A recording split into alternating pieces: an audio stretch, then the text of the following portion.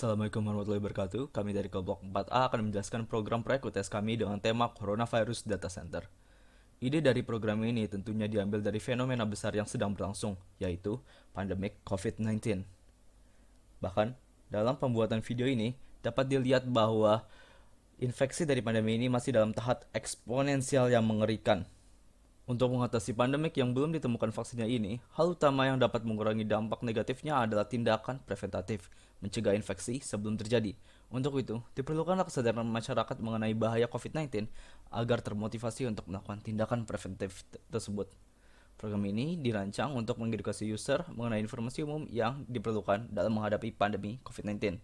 Skenario dari program ini adalah: pertama, user disediakan menu berupa display image dengan 3 pilihan.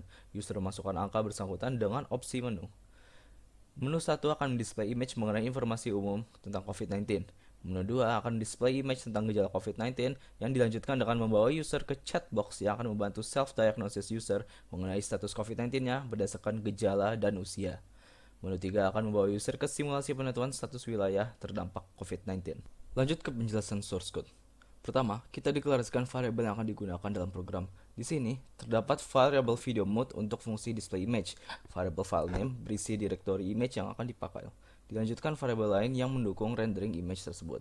Selanjutnya ada variabel chatbox diagnosis yang digunakan untuk menyimpan string teks pertanyaan, jawaban, hasil, dan parameter kondisi.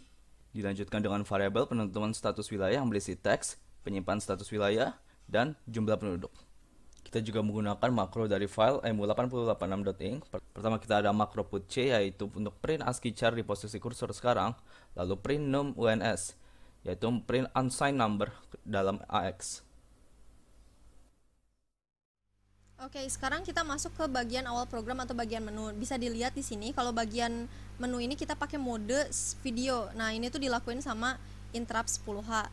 Jadi di bagian menu ini user itu bisa masukin 3 input. 1, 2, 3 input selain dari 1, 2, 3 akan membuat program ini berakhir. Nah, misalnya kita pijit info COVID-19 nih. Di menu ini kita bakal program ini tuh bakal ngasih 3 info tentang corona. Kalau misalnya user udah nggak mau lihat lagi, tinggal pijat 1 dan balik ke menu. Nah, di sini gimana sih cara kita nampilin bitmapnya? Oke, cara kita nampilin bitmapnya kita pakai prosedur load BMP. Load BMP prosedur ini bakal ngegambarin pixel satu-satu. Nah, dia bakal ngebacanya dari file name.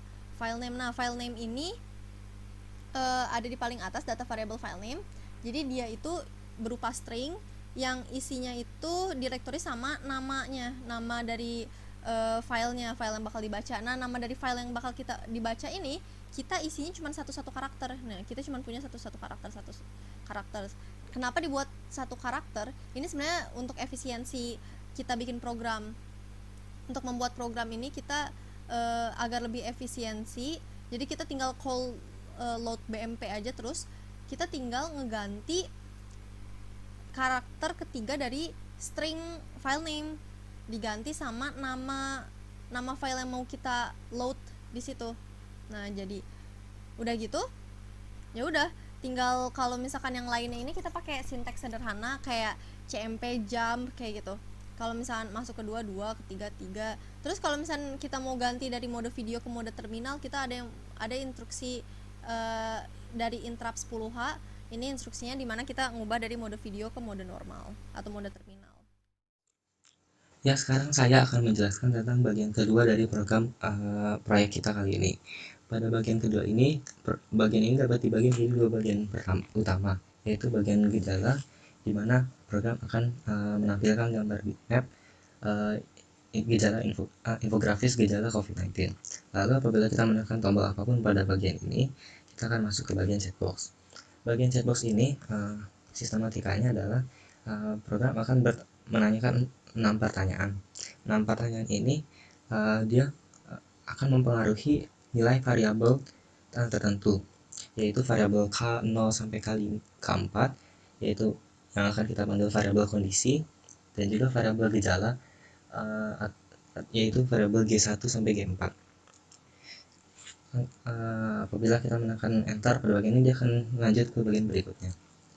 Pada bagian pertama ini, anggap program akan bertanya apakah kita pernah mengunjungi tempat yang riskan COVID-19 ataupun dekat dengan orang yang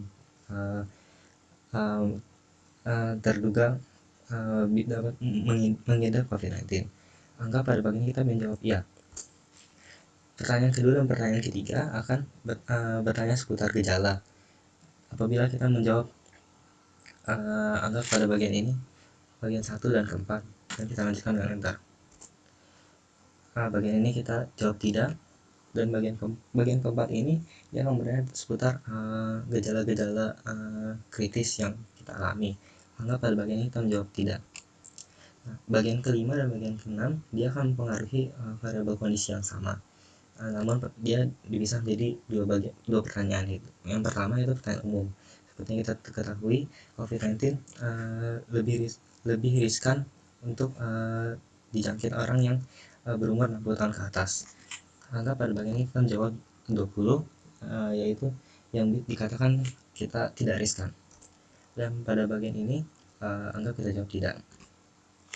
Nah, di sini bisa dilihat karena pada pertanyaan pertama kita menjawab ya, kita pernah mengunjungi daerah yang riskan COVID-19 atau kita dekat dengan orang yang riskan COVID-19, maka dia akan menampilkan diagnosis awal seperti yang ditampilkan di sini.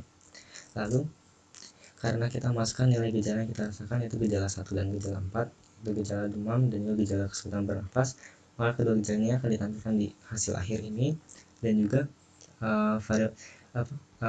diagnosis ini akan ditampilkan. Nah, pada bagian terakhir ini bukanlah diagnosis, namun lebih ke bagian saran. Bagian saran ini akan ditampilkan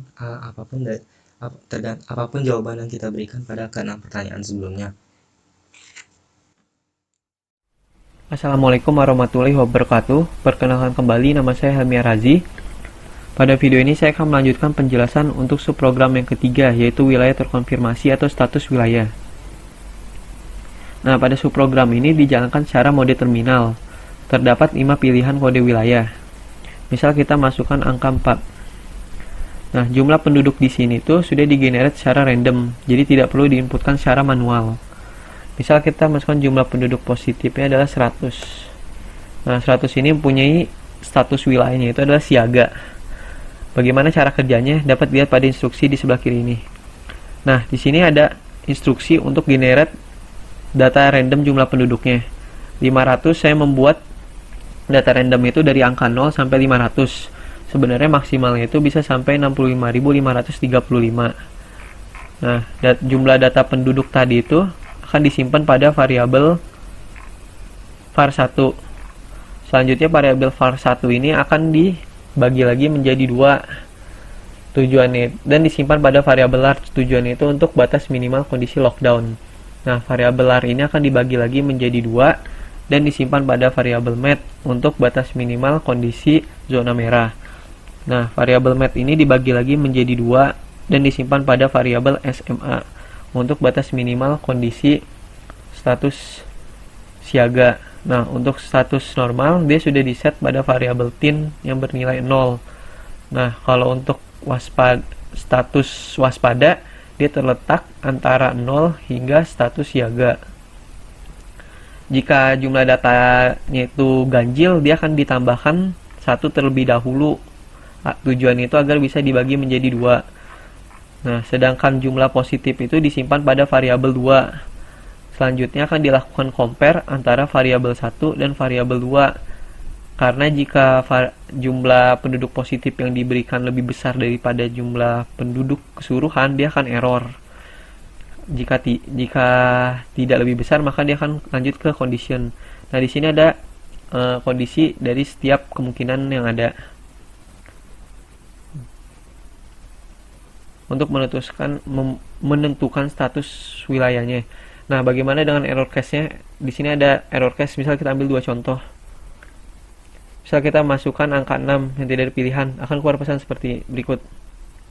Nah, misal kita masukkan lagi angka yang lebih besar dari jumlah penduduk keseluruhan, maka akan keluar pesan seperti berikut juga. Oke, sekian penjelasan dari saya, kurang lebihnya mohon maaf. Wassalamualaikum warahmatullahi wabarakatuh.